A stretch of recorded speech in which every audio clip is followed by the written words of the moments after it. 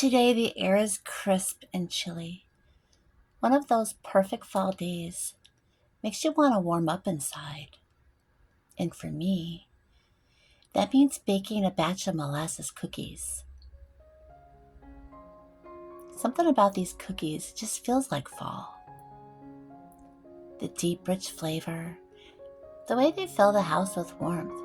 It's exactly what I'm craving on a day like this. If you're brand new here, just stumbled upon this video, welcome. I'm Jana. I love making from scratch cooking videos and sharing home decor ideas. I'm an empty nester. It's just me and Tim. My passion is creating homemade meals that bring comfort and joy. I've been experimenting in the kitchen since I was 10. My dad was the one who first taught me how to make French toast. He always made it special and fancy with French bread.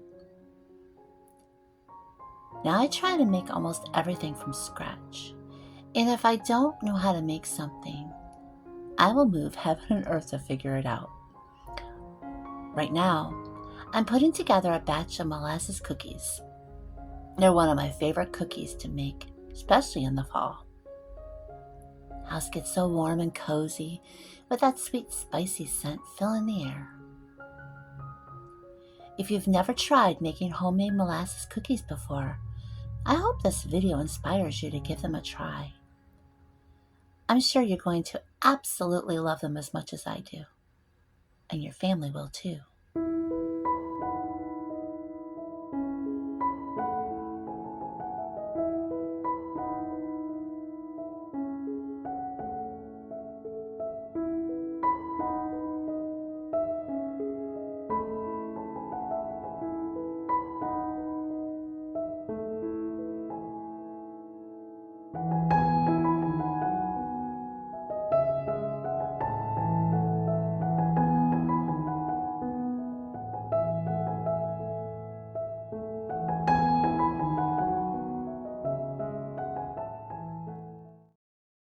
Sometimes I like to double my recipes, especially when I know it's something that we enjoy and we'll have them on hand.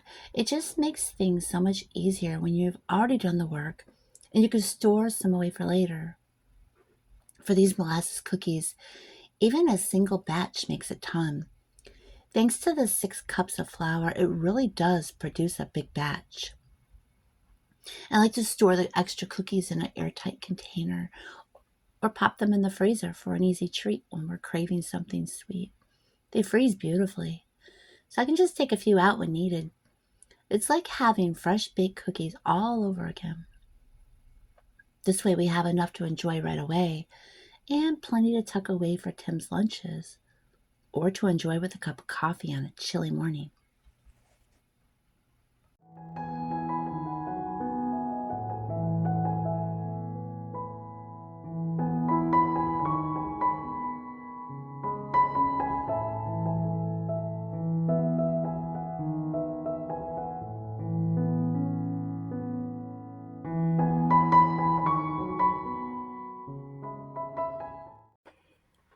If you want to give this recipe a try, I've included it down in the video description. For this recipe, I'm using 1 cup of soft butter. You can use shortening if you prefer. 1 cup of brown sugar, 2 cups of molasses, and 2 cups of buttermilk. I always make my own buttermilk. It's super easy. Just add 2 cups of cold whole milk to a small bowl, and then put in 1 to 2 tablespoons of white vinegar. Let it sit for about 5 minutes. For the dry ingredients, I'm using 6 cups of all-purpose flour, 1 tablespoon of baking soda, and today for the spices, I'm adding in 1 tablespoon each of ginger and cinnamon.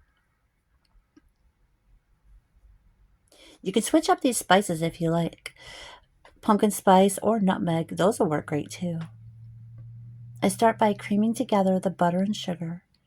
Then I mix in the molasses and the buttermilk until everything is well combined. After that, I stir in the flour, baking soda, and spices with a large wooden spoon.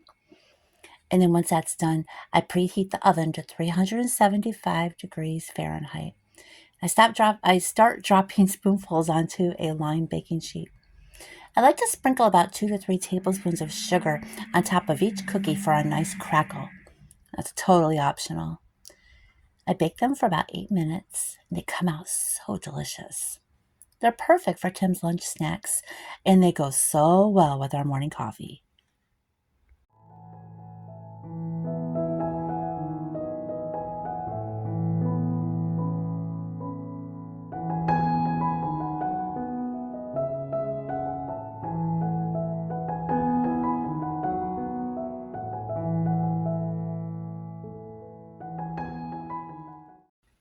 When I make molasses cookies, I usually like to sprinkle a little sugar on top to give them that signature crackle.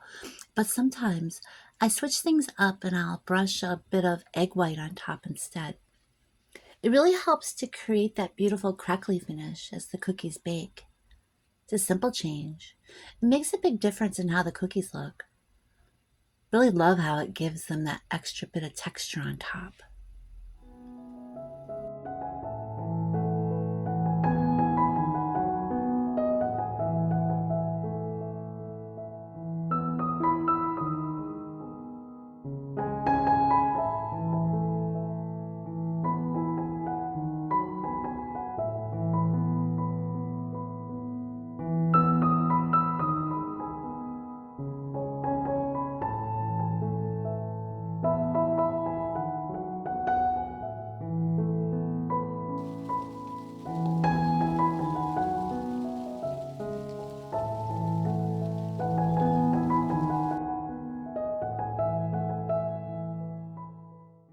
For dinner, I'm making brown sugar glazed pork chops. A perfect cozy fall dinner. That mix of sweet and savory, it fits so well this time of year. The brown sugar melts down into a rich, sticky glaze. It coats the pork chops. It gives them that caramelized edge. So delicious. In a bowl, I'm mixing up 1 tablespoon of smoked paprika, 1 tablespoon of minced garlic, 1 teaspoon of black pepper, and a couple pinches of salt. Rub that all over the chops, and then I fry them in a skillet. I'm going to leave the recipe below in the video description. It's so easy to make. It's the kind of meal that I crave when the weather starts getting chilly. House fills with that warm, sweet smell while they cook, making everything feel a little cozier. After they brown on one side, I put a tablespoon of brown sugar on top and then flip them over to brown a few minutes on the other side. Then into the oven on a lined baking sheet at 350 degrees Fahrenheit for about 15 minutes.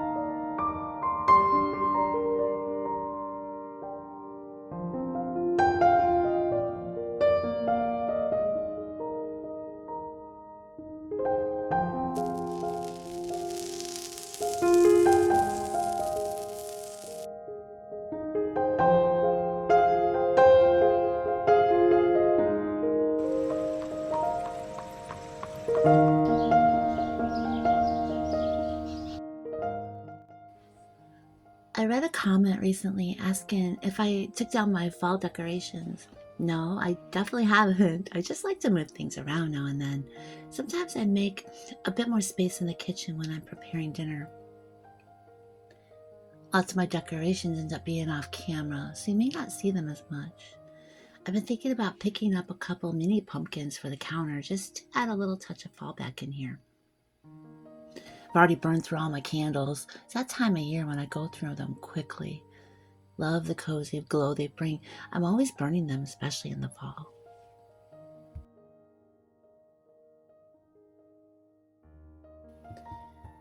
I would absolutely love to hear from you. Is there something you'd like to see me make or a topic you'd like me to cover in a future video? Whether it's a cozy recipe, a home decor project, or anything you've been curious about. Let me know in the comments below. I'm always looking for new ideas. I would love to create content that you enjoy. Your feedback means so much to me.